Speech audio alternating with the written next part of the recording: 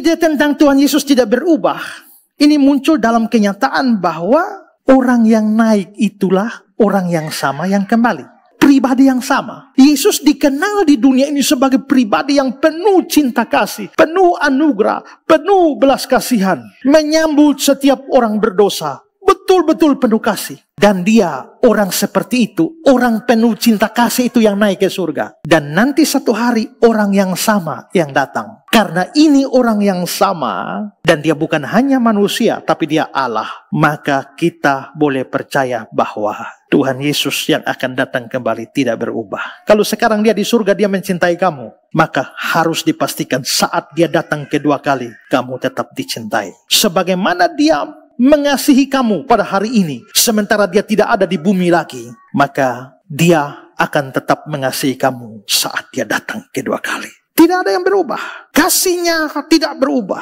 Kuasanya tidak berubah. Kepeduliannya tidak berubah. Simpatinya tidak berubah. Anugerahnya tidak berubah. L. Lewis bilang, setelah bertahun-tahun terpisah oleh waktu dan ruang yang jauh dari seorang sahabat yang akrab, jika reuni hendak dilakukan. Maksudnya tahu kawan-kawan kita berpisah ya. Kawan-kawan SMA berpisah. Sekarang mau reuni. Maka muncul pikiran di masing-masing kita. Contohnya, mungkin saya waktu SMA kawan dekat dengan Kak Mariam. Tapi baru mau reuni 20 tahun kemudian. Lalu muncul pikiran di saya tentang Kak Mariam. Dia mungkin telah menjalin persahabatan yang baru dengan orang lain. Dulu kita dua sahabat akrab, tapi setelah 20 tahun, mungkin sudah ada orang lain yang menjadi sahabat akrab dia. Maka saya tidak lagi menjadi sahabat akrabnya. Dulu soulmate, tapi sekarang mungkin sudah ada soulmate lain. Reuni dengan teman-teman, bisa kita berkumpul dan orang berubah. Banyak orang telah bermunculan sejak kami bersahabat 20 tahun lalu. Dan hubungan kami yang lama sudah tidak ada lagi. Dia hampir tidak mempunyai perasaan terhadap saya seperti dulu. Dulu kita nih dua nih melengket sudah. Kemana-mana sama-sama. Tapi sudah 20 tahun. Mau reuni lagi. Masihkah dia hangat seperti dulu?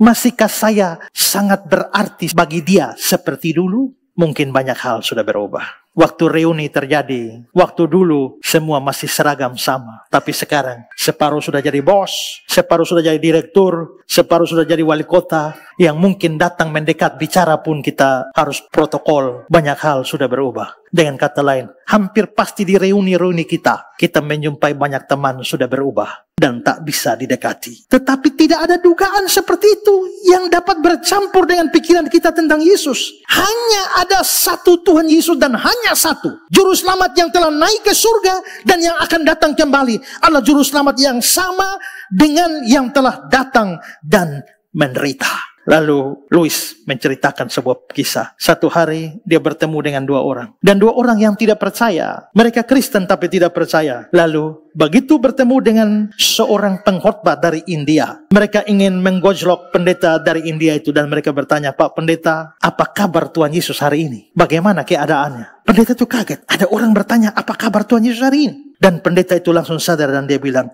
kalau kamu mau tahu apa kabar Yesus hari ini, Yesus yang hari ini masih tetap sama dengan Yesus yang dulu dan yang nanti. Dia tetap sama baik kemarin, hari ini, dan sampai selama-lamanya. Ibrani 13 ayat 8. Yesus Kristus tetap sama baik kemarin maupun hari ini dan sampai selama-lamanya. Hari ini, esok pagi, sampai selamanya.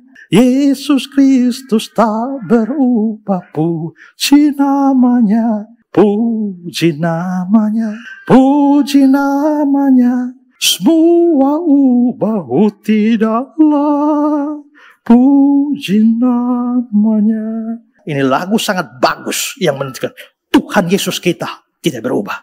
Sahabat, saudara, kenalan, handai tolan bisa berubah. Tapi Tuhan Yesus tidak. Dan Yesus yang tidak berubah itu yang akan datang satu hari nanti. Tidakkah itu membuatmu bahagia? Ya, shalom Bapak Ibu, saudara-saudara. Saat ini saya ada di sebuah desa di Kabupaten Kupang. Itu jaraknya kira-kira 4 jam perjalanan dengan mobil dari kota Kupang. Dan desa ini namanya Desa Bioba. Dan Bapak Ibu, selama beberapa tahun ini saya bersama dengan GKIN Revival Kupang maupun juga Yayasan Karya Bakti Selasuru menaruh perhatian untuk pelayanan di desa ini. Dan di sini kami membangun sebuah sekolah untuk anak-anak SD, sekolah berasrama, dan juga mau membangun sebuah gedung tempat ibadah untuk orang-orang Kristen di tempat ini.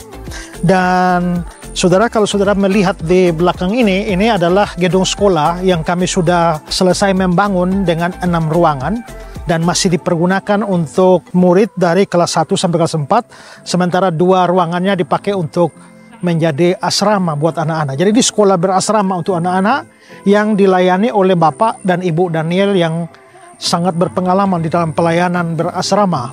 Nah, anak-anak yang menjadi murid-murid di dalam sekolah ini datang dari desa-desa sekitarnya, dan kami berharap bahwa ke depan itu ada menjadi pusat pendidikan Kristen di tempat ini. Sementara itu juga saudara, kami mau berencana membangun satu gedung kebaktian karena jemaat di sini belum mempunyai tempat kebaktian. Kalau saudara lihat, ini sudah ada tiang-tiang yang berdiri, dan kalau saudara lihat tenda biru di sana, itu kami masih beribadah atau masih berbakti setiap hari Minggu di bawah tenda ini, dan menjadi problem besar kalau hujan turun, ya. Nah, karena itu kami sudah berencana untuk membangun mulai minggu ini, kita sudah membangun dengan tiang-tiang ini, dan setelah itu tahap berikut akan atap supaya jemaat bisa beribadah di tempat ini, ya. Nah, ini kami dari Kupang bersama-sama dengan jemaat di tempat ini, dan pembangunan segera kami percepat karena dalam cuaca hujan semacam ini kasihan kalau jemaat berbakti lalu harus kehujanan.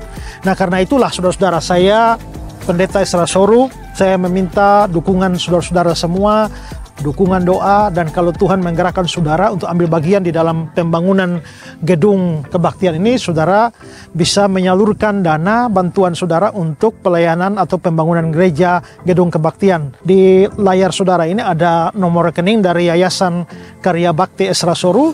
Silakan saudara berdonasi di sana dan memberikan catatan untuk pembangunan gedung ibadah di Desa Bioba, Kabupaten Kupang, ya. Nah, karena itu mari saya sekali lagi memberikan kesempatan buat kita. Mungkin kita punya banyak hal untuk kita dukung dalam pelayanan, tetapi kalau Tuhan memang menggerakkan saudara, mari ambil bagian bersama-sama dengan saya, GKIAN Revival Kupang, dan Yayasan Karya Bakti Ezra Soru. Biarlah jemaat Tuhan di sini boleh mendapatkan tempat yang baik untuk beribadah dan melayani. Tuhan memberkati saudara sekalian.